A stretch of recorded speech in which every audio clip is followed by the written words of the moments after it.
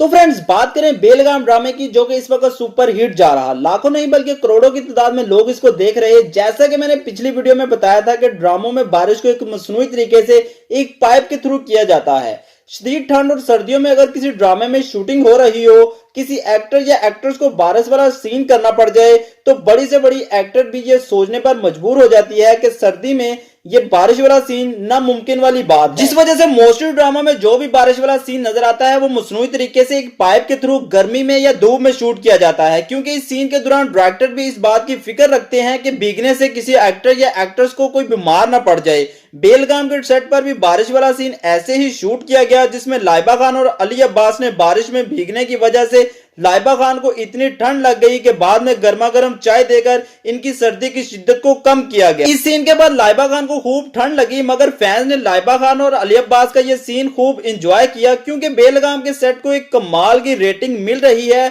So friends, अगर अभी तक आपने चैनल को सब्सक्राइब नहीं किया तो जल्दी से जल्दी सब्सक्राइब कर लें, बेल आइकन को प्रेस कर लें मजीद ऐसी वीडियोस के लिए।